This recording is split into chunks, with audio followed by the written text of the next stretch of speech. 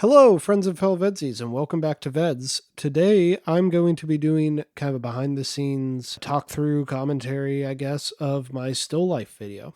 This is not something I would normally do, but Graham kind of convinced me to do it, so here we go. This is an idea that I had for a little bit, not necessarily for a VEDS video. I just like the idea of video still lives, and it's been something I've been kind of playing around with. So when I was coming up with VEDS videos, I was like, why not just experiment with it here? The idea for the actual composition of the mirror on the ground looking up comes from my day one video when I was trying to find like unique ways of pointing a camera towards the sky. And I was like, well, what if instead of pointing it up, we point it down and we can still see the sky? But it didn't really work for the look up video because like the whole point is that you're looking up. So I instead decided to turn that into a still life video, and I needed something to make it pop. So I was like, well, there's a lot of like food and fruit and stuff in still life, like stereotypical still life paintings. So I was like, okay, I'll have some nice summer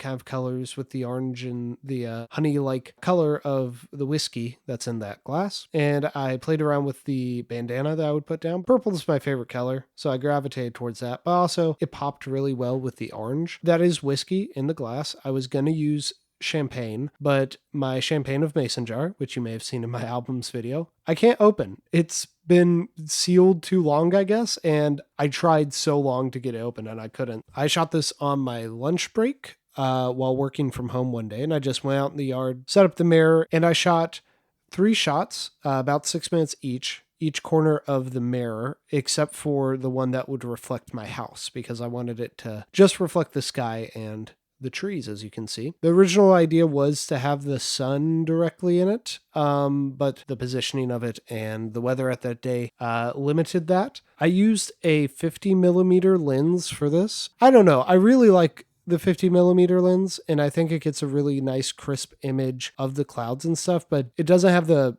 biggest depth of field, and so like the orange and stuff isn't as crisp as I would necessarily like. I maybe should have switched.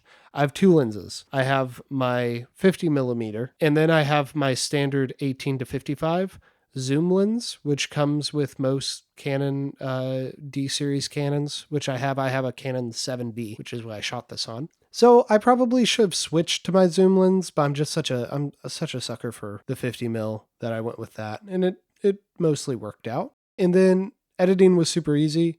I did some very simple color correction, and I just found, 2 minutes of it that I thought would fit with what I wanted it to be, and I used those 2 minutes. And for the audio, I kind of went back and forth a little bit. I did initially use like an ambient track that I just pulled off of YouTube, but it sounded too artificial. My hang up on using the actual audio was twofold. One, it was because there are a lot of cars that pass by my house, and I wasn't sure I wanted that noise in there. The second one was because I was planning on using ambient audio, I didn't have a mic hooked up to the camera. So it was recording through the camera's mic, which isn't excellent. It's not the best. And if I had planned on just using whatever audio there was, I would have put on a shotgun mic or something. And that was the video. Pretty simple. I liked the process of making it, and I liked the process of uploading it because it was the easiest post-production I have had. So like the space between me editing and me uploading was very, very small. So thank you for everyone who responded to the initial video positively, and I will see you guys later.